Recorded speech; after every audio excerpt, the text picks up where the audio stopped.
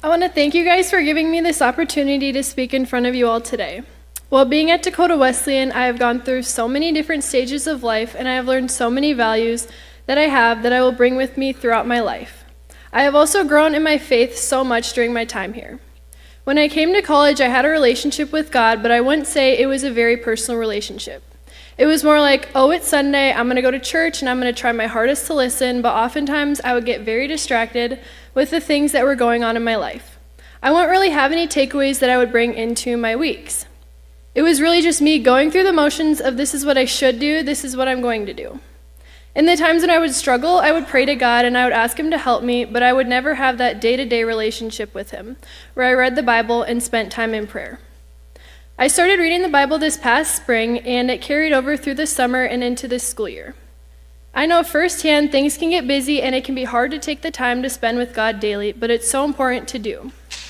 This year I've started going to a lot of small groups, which have helped as well just in meeting with people and talking about my faith, and it's become one of my biggest passions in life.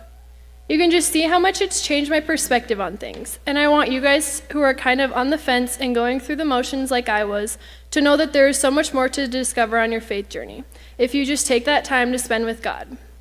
I've grown up being a Christian and knowing I'm supposed to go to church and try to be a good person, and that's the reason that I would do those things.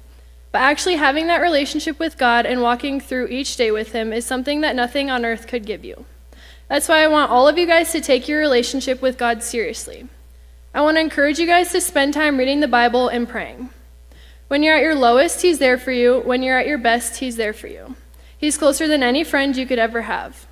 I want you guys to all feel the love from Him that I feel, and that's why I'm sharing this message with you.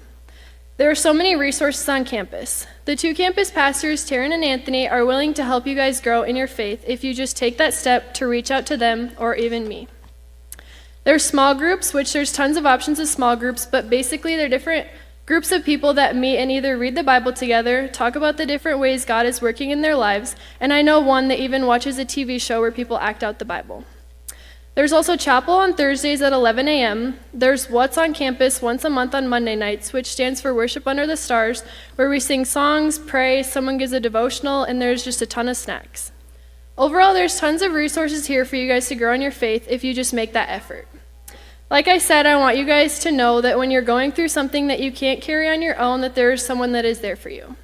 God wants to have a personal relationship with each and every one of you here.